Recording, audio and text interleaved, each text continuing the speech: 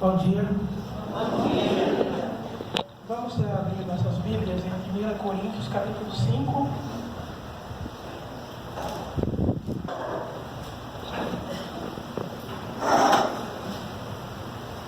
Coríntios, capítulo 5.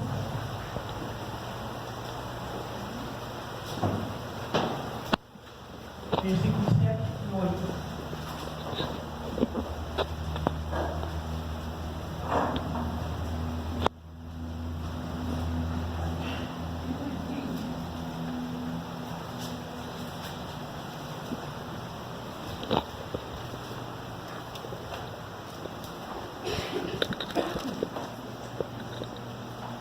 Olá.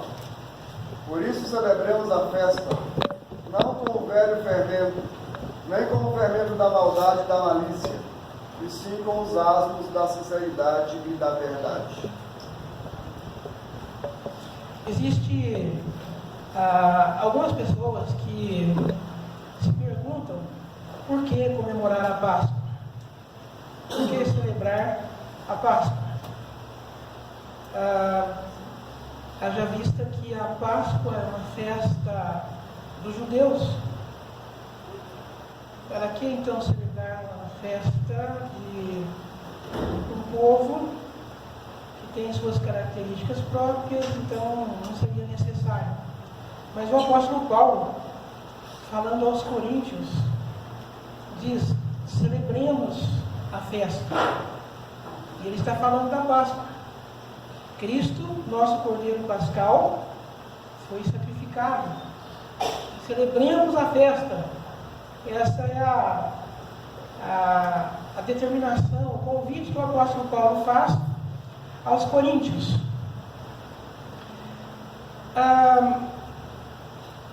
Existe muita razão, e nós já ouvimos aqui hoje, razões pelas quais nós devemos celebrar a Páscoa. Muitas pessoas gostam de celebrar a Páscoa, porque nesse dia nós temos, ou as pessoas têm a oportunidade de ter uma refeição especial, uma bacalhoada, ou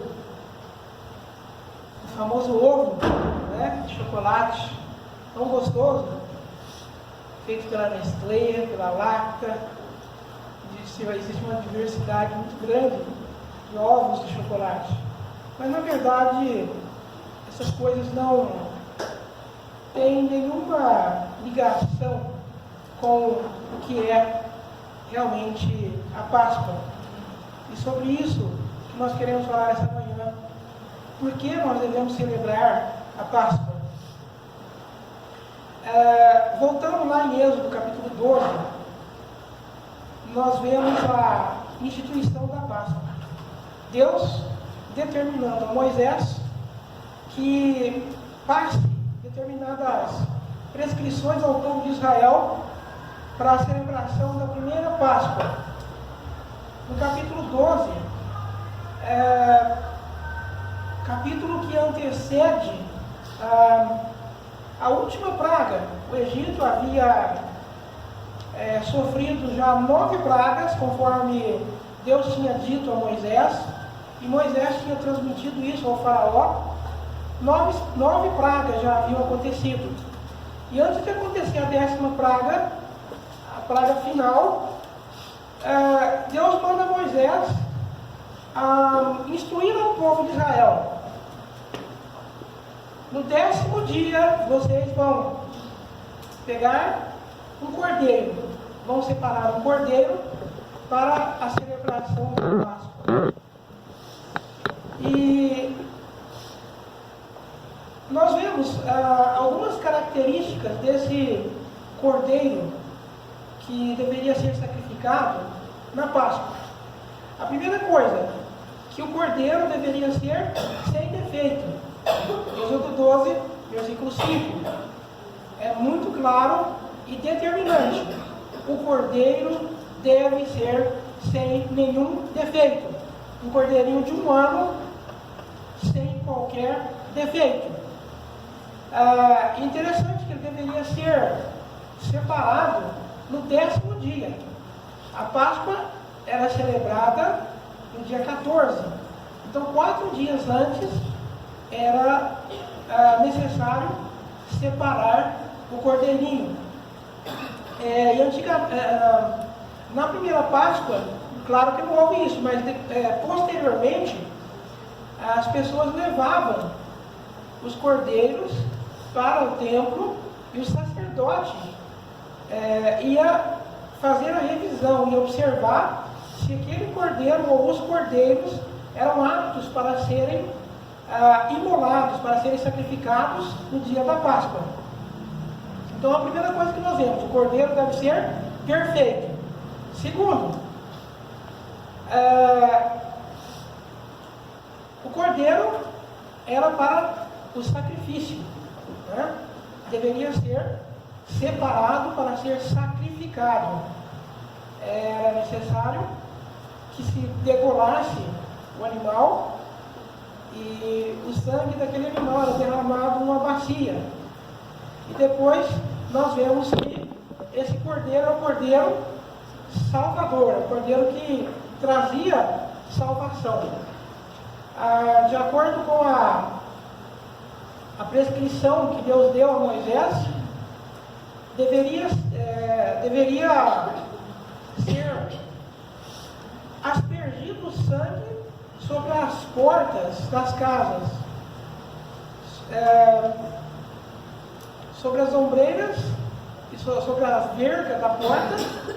Se deveria colocar o sangue do cordeiro que havia sido imolado seria passado na porta, e dessa forma quem estava dentro da casa seria livre, seria salvo do destruidor, aquele que iria passar pelo Egito executando a 10ª praga, que era a morte dos primogênitos. Então, em toda a casa que havia o sangue na porta, o destruidor passava por cima e atingia somente as casas dos egípcios. Uma praga terrível, onde morreu desde o filho do faraó até ao filho do escravo. Todos os primogênitos dos animais também morreram. Então, originalmente, a palavra Páscoa, Pesach, significa passar por cima. O destruidor passou sobre a casa, ou sobre as casas que estavam marcadas, as portas com o sangue do cordeiro.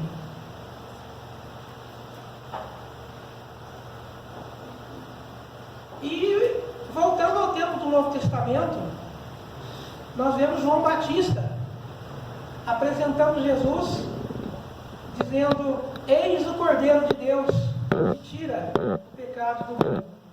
Eis o Cordeiro de Deus que tira o pecado do mundo. João 1:29. Jesus é o Cordeiro de Deus. E quando João Batista fala isso, eles entendiam muito bem que se tratava de uma analogia do Cordeiro Pascal, do Cordeiro da Páscoa. E comparando as características do Cordeiro Pascal com o Cordeiro de Deus, nós vemos que o Cordeiro de Deus era perfeito. O Cordeiro de Deus era perfeito. Não tinha nenhum defeito. O apóstolo Pedro, lá na sua primeira carta, no capítulo 1, versículos 18 e 19, nos fala que Jesus é o Cordeiro perfeito, que nós somos salvos, que somos purificados, limpos pelo sangue de Jesus, Cordeiro perfeito, sem mancha e sem mácula. Jesus Cristo não teve defeito algum. Ele foi o homem perfeito que tomou sobre si todas as cargas, todos os pecados dos homens, para levá-los e morrer por nós na cruz do Calvário, com a finalidade de nos reconciliar com Deus. O Cordeiro de Deus tem algumas coisas que vão muito mais além do que o Cordeiro Pascal, aquele cordeirinho que era oferecido lá na festa da Páscoa. Ele ofereceu um sacrifício a Deus voluntário e racional. O Cordeiro Pascal não tinha isso, né? O cordeirinho da Páscoa. Ele não sabia por que era levado, por que ele era separado do rebanho e depois levado para ser imolado e seu sangue derramado para a expiação dos pecados. Mas o Cordeiro de Deus sabia, ele estava plenamente consciente do que estava fazendo. Então, por isso nós dizemos que é racional. Ele sabia o que estava fazendo. E foi feito voluntariamente. Ele não foi obrigado a fazer isso. Ele fez voluntariamente. Há um determinado momento que antecede a prisão de Jesus, o próprio Senhor Jesus fala: olha, se eu quisesse, eu pediria ao meu Pai que enviasse legiões de anjos para que me livrassem. É o momento que vem os soldados para prendê-lo, e Pedro tira a espada e corta a orelha do servo do sumo sacerdote. Então Jesus fala: olha, para com isso, não vem com violência, querer ser herói, não, aqui não, porque se eu quiser, eu peço para o meu Pai, e Ele me manda legiões de anjos. Uma legião, que era um nome dado a grupos de soldados romanos, a legião era composta por 6.000 soldados. Então Jesus fala: olha, legiões, não é só uma, não, muitas legiões de anjos viriam para me livrar. Mas Jesus foi voluntariamente. O sacrifício oferecido por Jesus foi voluntário.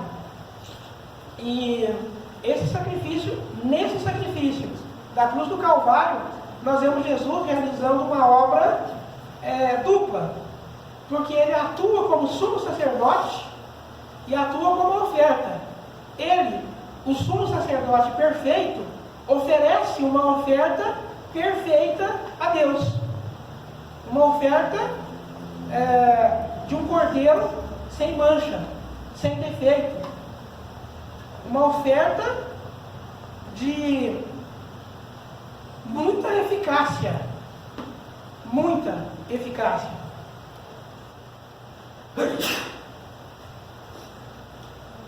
E aquele sangue que foi derramado na cruz, o sangue de Jesus, nos limpa de todo pecado.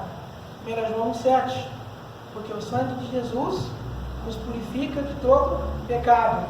É sangue precioso, é a vida de Jesus que foi dada por nós. A vida de Jesus que foi dada em resgate de muitos, conforme a palavra de Deus diz.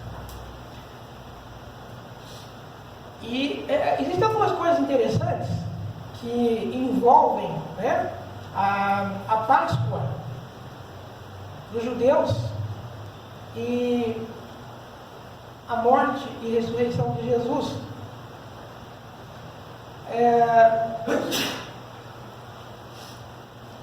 Nas instruções que são dadas por Moisés ao povo de Israel, está que o cordeiro pascal não deveria ter nenhum osso quebrado.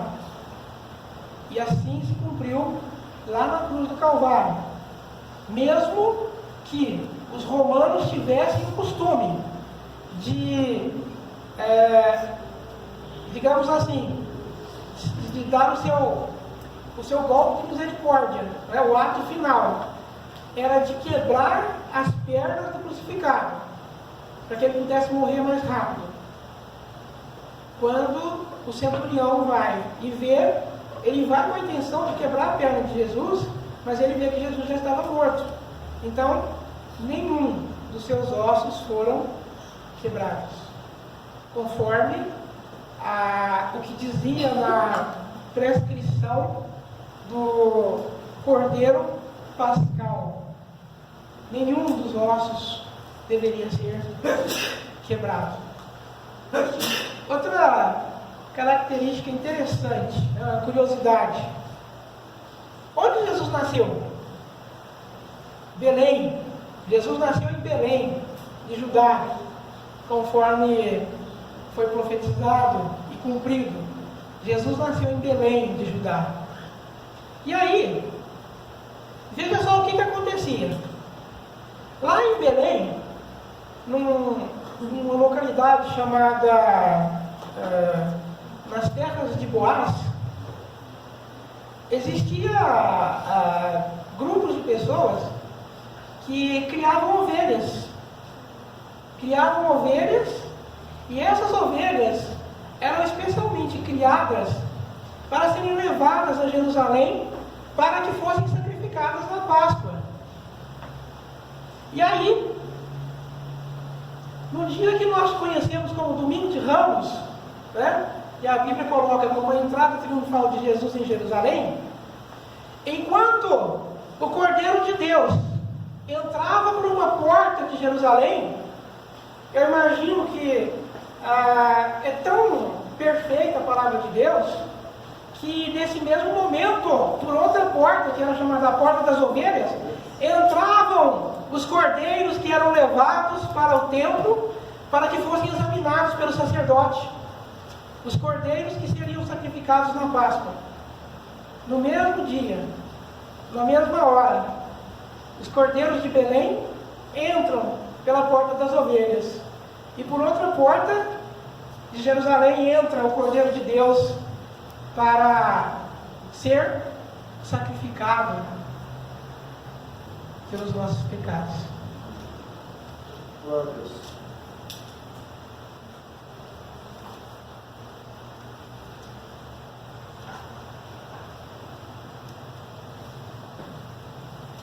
Lá em Gênesis capítulo 22, nós temos uma história muito interessante, muito bonita, né?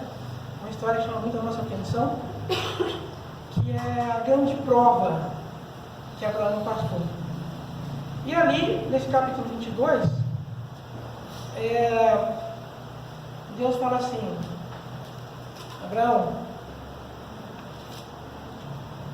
toma o teu filho, o teu único filho, Isaque, e leva-o para ser sacrificado. Vá à região de Moriá. Aí está no versículo 2, capítulo 22, versículo 2 de Gênesis. Vá à região de Moriá e sacrifique Isaque nesse lugar. Alguém deve estar pensando, o pastor está meio doido, né? Estamos falando de Páscoa, e aí volta lá para Gênesis, está fazendo digressão, né? Está voltando para Gênesis, capítulo 22, falar de Abraão e Isaque. Vai lá para Moriá. E aí, eles vão, né? Abraão, obedientemente, ele corta a lenha, prepara tudo para o que era necessário para o holocausto, e aí fala para Isaque: Isaque, vamos oferecer um sacrifício a Deus lá na região de Moriá. Ok. Ele prepara o jumento, chama os seus servos e vão para o lugar onde Deus havia indicado. Chega lá no lugar onde Deus tinha indicado, lá em Moriá, e ele fala: olha, os dois servos, fiquem aqui, cuidem do jumento, eu e o rapaz vamos um pouquinho mais além, nós vamos subir aqui o monte, vamos adorar e depois voltaremos. E aí, Isaac carrega a lenha. Abraão fala, olha, leva a lenha. E Abraão leva o fogo e o cutelo, a faca, para imolar o cordeiro, né? Para imolar o sacrifício. E aí eles estão subindo. Isaac fala, olha, pai, aqui tem o fogo, a lenha, mas onde está o cordeiro para o sacrifício? E aí o versículo 8, é lindo esse versículo 8, 22:8. Respondeu Abraão: Deus, o Senhor, se proverá, como é? Deus proverá para si, meu filho, o cordeiro para o holocausto. Deus proverá para si o cordeiro para o holocausto. Essa frase é muito interessante, porque eu não quero Isaac, eu quero você. Eu quero seu coração. E você provou que você me ama, que você me obedece. Por isso, eu te abençoarei grandemente. Mas Deus, Ele não queria Isaac, Ele queria Abraão, né? Ele queria ver a fidelidade de Abraão. E assim, quando Abraão olha para trás, ele vê um cordeiro, um cabrito, pendurado pelo chifre lá nos salseiros, né? E aí, para que eu estou falando tudo isso? Porque 2000 anos depois, foi lá no Monte Moriá, no mesmo lugar, provavelmente no mesmo lugar, onde Abraão foi disposto a oferecer o seu filho, seu único filho, amado, em sacrifício, e que Deus deu um cordeiro no lugar de Isaac para ser sacrificado, e principalmente porque quando Abraão diz: o Senhor proverá para si o cordeiro, Deus proveu o cordeiro, o seu filho, para sacrificar-se em nosso lugar, para nos salvar. O cordeiro de Deus foi sacrificado lá no Monte Moriá. Essa região de Moriá é uma região montanhosa, com vários pequenos montes. Num desses montes havia sido construído o templo de Salomão.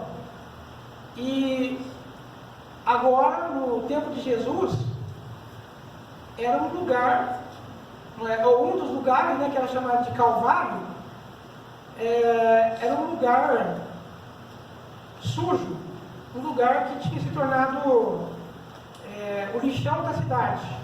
Era um lixão, era um lugar muito desagradável. Mas foi em Moriá que o Cordeiro de Deus foi crucificado. Em Moriá, o Cordeiro de Deus verteu o seu sangue para nos salvar. Então, até o momento nós podemos dizer o seguinte, que a Páscoa nós devemos celebrar, porque nós entendemos que tudo o que Jesus fez é superior ao que o Cordeiro Pascal fazia. A Páscoa do Antigo Testamento era uma sombra, era um símbolo, um sinal do que Jesus iria fazer, do que o Cordeiro de Deus iria fazer no futuro. Então, o que Jesus fez é superior. E a razão pela qual nós devemos celebrar a Páscoa é muito maior do que as razões dos judeus.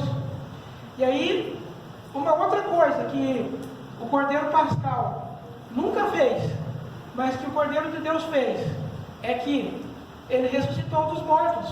Amém. Ao terceiro dia, ele se levantou dos mortos, E essa ressurreição tem pelo menos dois sentidos.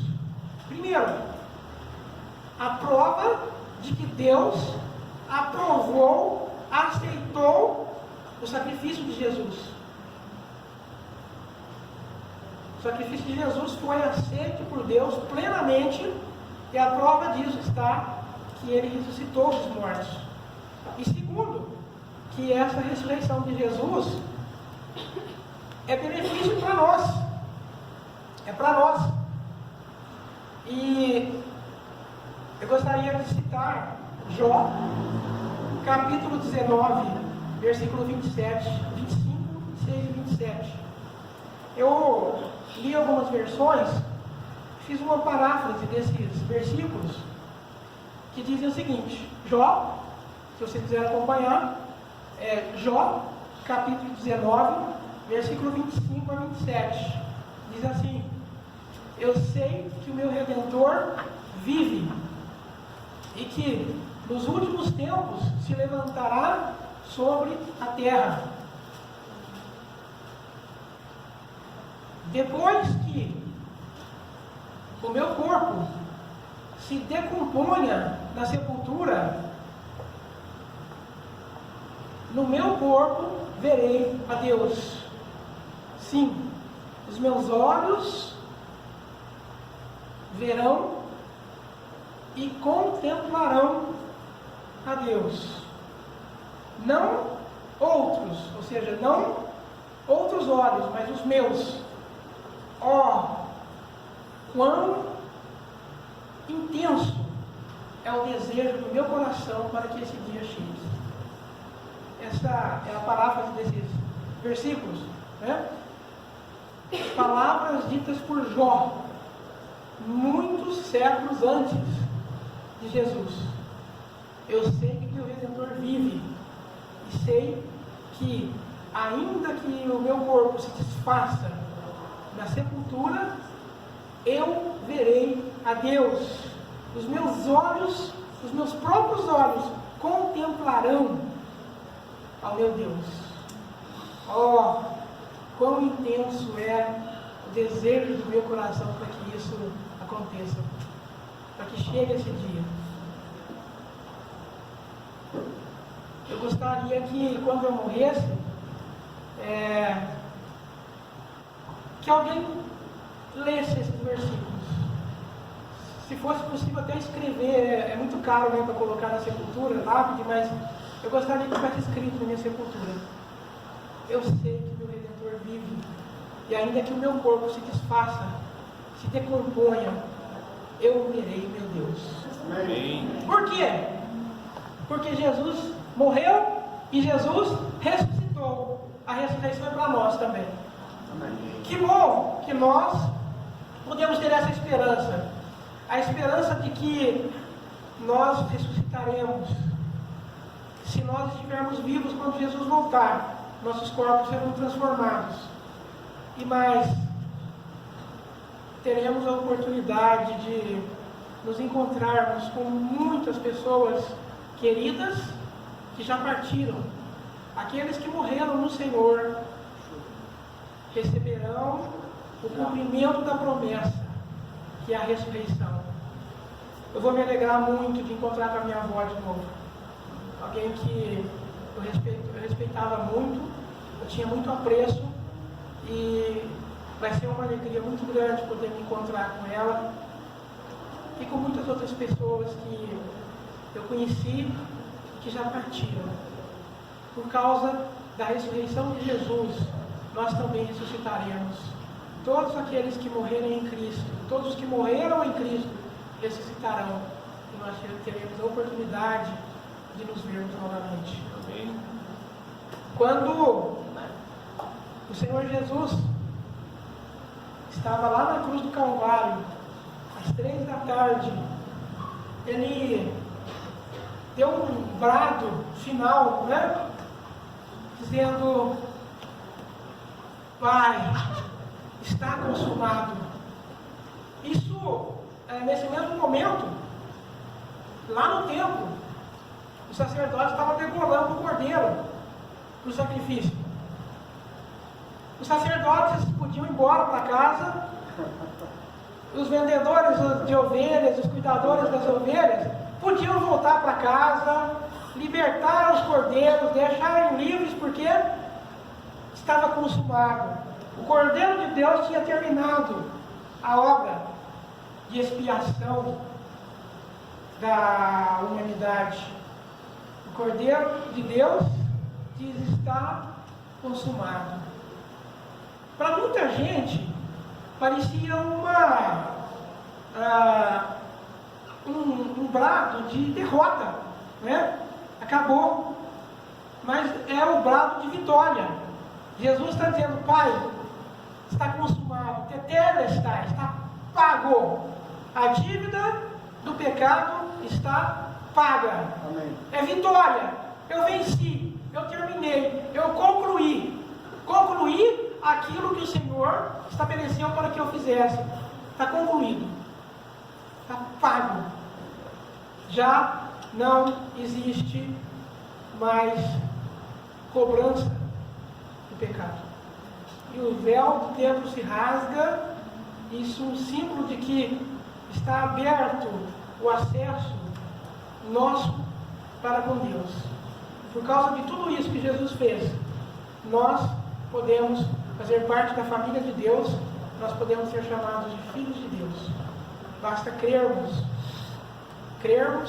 e aceitarmos humildemente ao Senhor Jesus como nosso Senhor e Salvador. Não tem jeito de dividir isso. Não tem jeito de aceitar Jesus como Salvador e não aceitá-lo como Senhor. Vem junto. Crê no Senhor Jesus e será salvo. Tem que aceitar o senhorio e a salvação. Vem os dois juntos. E para nós concluirmos, voltando lá no texto de Coríntios, 1 Coríntios 5, nós vemos que o apóstolo Paulo está dando instruções, dizendo: olha, celebrem a festa. E é interessante que o apóstolo Paulo não está dizendo quando devemos celebrar. Quando devemos celebrar a festa? Uma vez por ano. E o pior é que cada ano cai num domingo, né? A Páscoa, a celebração da Páscoa, depende da data do Carnaval. Porque é 40 dias depois do Carnaval que acaba o Carnaval. Então, uma vez por ano, e cada vez, às vezes é em março, outras vezes cai em abril, como esse ano. Enfim, o apóstolo Paulo não fala quando deve ser. Nós devemos celebrar a festa sempre. E como? Ele diz: como que nós devemos celebrar? Devemos celebrar vivendo uma vida de santidade. Ele fala: olha, afastem-se do fermento. O fermento na Bíblia significa pecado. Então ele fala: olha, celebrem a festa como? Celebrem a festa com uma vida de sinceridade e verdade, vida de santidade. Então nós podemos celebrar a Páscoa todos os dias. Todos os dias nós podemos celebrar a Páscoa e celebrar com uma vida de santidade. Isso é que realmente agrada a Deus. Agora, depois comer um ovinho de chocolate de vez em quando é bom também, né? Com certeza. Nós vamos nos colocar em pé, vamos orar.